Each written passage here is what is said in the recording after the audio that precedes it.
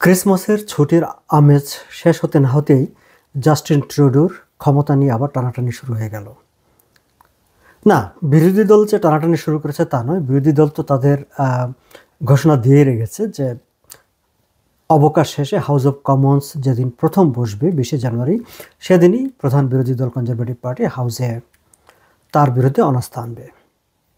এবং তারা মনে করছে যে 30শে জানুয়ারি অনাস্থা প্রস্তাবের উপর ভোটাভুটি হতে পারে, অর্থাৎ যদি সেটি পাশ হয়ে যায় তাহলে সেদিনই হবে জাস্টিন ট্রুডোর প্রধানমন্ত্রী হিসাবে দায়িত্ব পালনের শেষ দিন।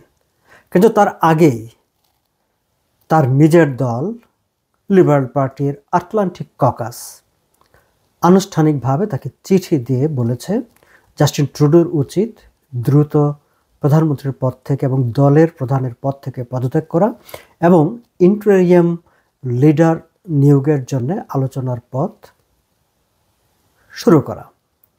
চিঠিতে বলা হয়েছে যে জানুয়ারির প্রথম সপ্তাহে যেন ককাসের মিটিং ডাকা হয়, সো দ্যাট এমপিরা তার পদত্যাগ নিয়ে কথাবার্তা বলতে পারেন এবং ইন্টারিয়াম লিডার কিভাবে নিয়োগ হবে এবং পরবর্তী লিডারশিপ প্রসেসটা কী হবে সেটা নিয়ে তারা আলাপ আলোচনা করতে পারেন। দর্শক, আপনারা নিশ্চয়ই জানেন যে New Brunswick, Newfoundland and Labrador, Nova Scotia এবং প্রিন্স এডওয়ার্ড আইল্যান্ড, এই এলাকাটা নিয়ে হচ্ছে কানাডার আটলান্টিক কানাডা। আটলান্টিক এই অঞ্চলে প্রায় 23 জনের মতো লিবারেল পার্টির এমপি আছেন এবং এই 23 জন এমপিকে নিয়ে সেখানে আটলান্টিক ককাস হিসাবে তাদের সংসদীয় আলাদা একটি কমিটি আছে। সেই কমিটির চেয়ার হচ্ছেন কডি ব্লয়েস। প্রধানমন্ত্রী জাস্টিন ট্রুডোকে দ্রুত পদত্যাগ করে নতুন নেতা নির্বাচনের প্রক্রিয়া শুরু করার জন্য চিঠিটি লিখেছেন কডি ব্লয়েস। কডি ব্লয়েস তাকে চিঠিটি পাঠিয়েছেন আসলে ক্রিসমাসের আগেই।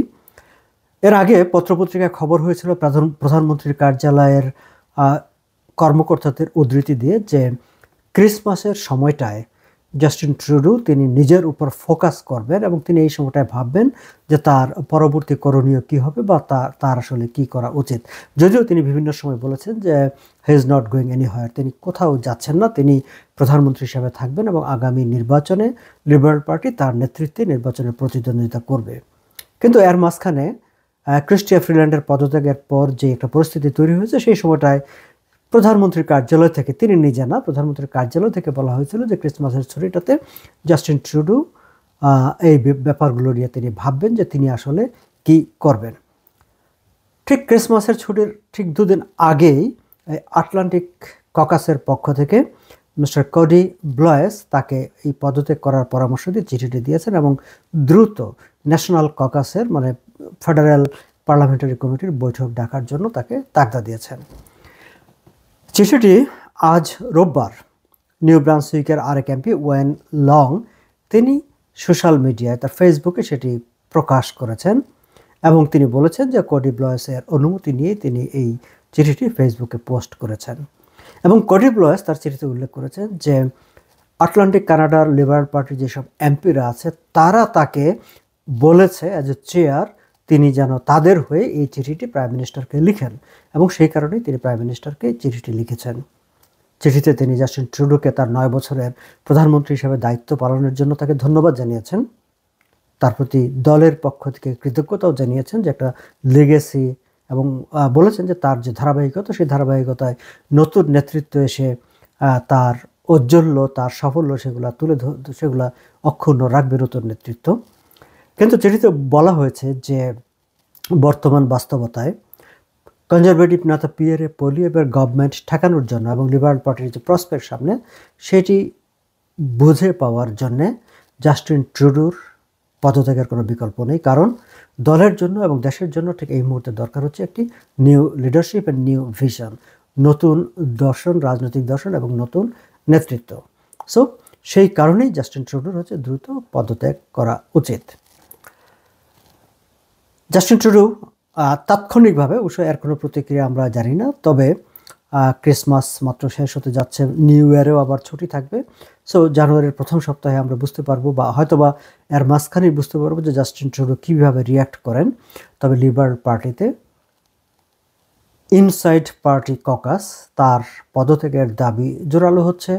এর আগে অন্টারিওর ৭৫ জন এমপির মধ্যে ৫০ জন এমপি তারা বৈঠক করেছেন এবং সেই বৈঠকে সবাই একটা কনক্লুশনে পৌঁছেছেন যে Justin Trudeau should resign from the post of prime minister as well as from the post of the leader of the liberal party.